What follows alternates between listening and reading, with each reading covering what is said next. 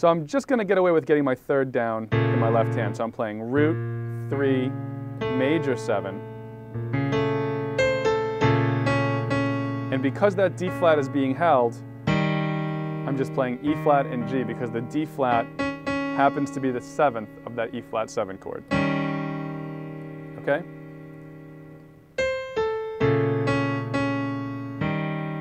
So now let's put those first 8 measures together.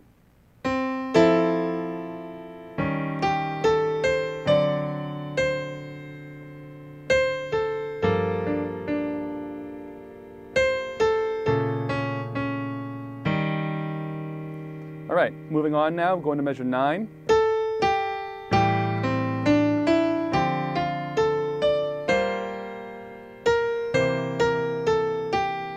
Okay, so there's measures 9 through 12. I'll play it one more time. Measure 9.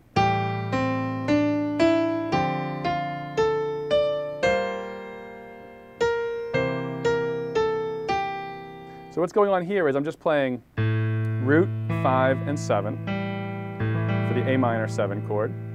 Now I don't have the third in that voicing. To put it here is a little bit too low, a little lower than what I really want, although I could get away with playing that there. I could probably voice the chord that way as well.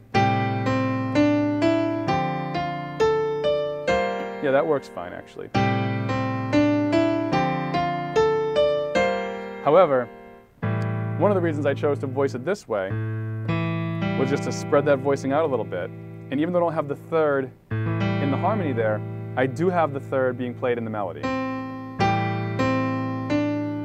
And because it's such a scalar line, meaning because it's a line that pretty much just moves right through the scale, in a very scalar line, we would say, it does give the impression of A minor because you hear that third. Okay? Then moving to D minor in measure 10. So I have in the left hand root, 3, 7.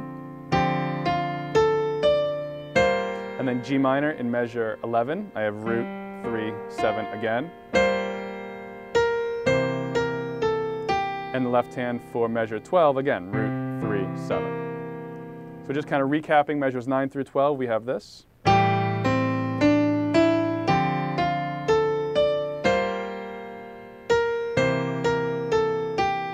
Okay, and we could also play our A minor 7 voicing this way, we had said.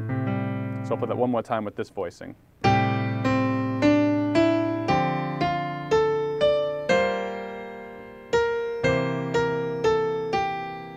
Okay, now measure 13, 14, 15, and 16, the changes are coming 2 to a bar for the first couple measures. So let's kind of go through these changes before we add the melody on top of it.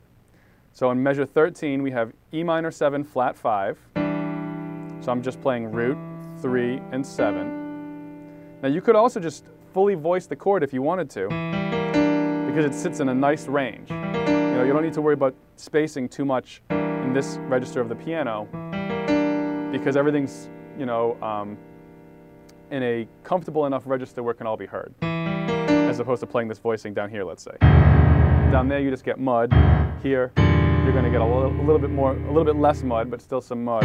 Here you can hear all the consonants in that chord. You can hear all those individual tones.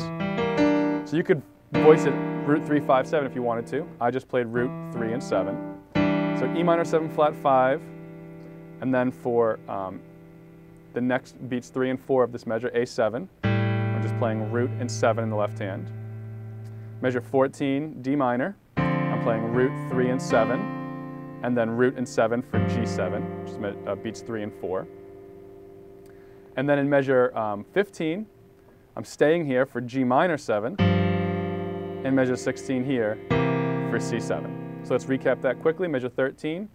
E minor 7, flat 5 to A7, D minor 7 to G7, G minor 7 to C7. Now, for a couple of those chords, I didn't have the third. So for example, for the A7 in measure 13, I didn't have the third. I can play it there if I want to. That's not too deep. But what I did was, I put it under the melody in the right hand. So now let's add that melody. Let me play it first so you can hear what it sounds like. Thanks for taking a look at this video. If you'd like to be notified the next time I release free content on YouTube, you can click on the subscribe button on this page. It's absolutely free to subscribe to our YouTube channel. Now, if you'd like to study with me for free for 30 days, click on the Piano Success Playbook in the bottom left-hand side, and you'll get 30 days of lessons absolutely free of charge. I look forward to working with you in the next lesson.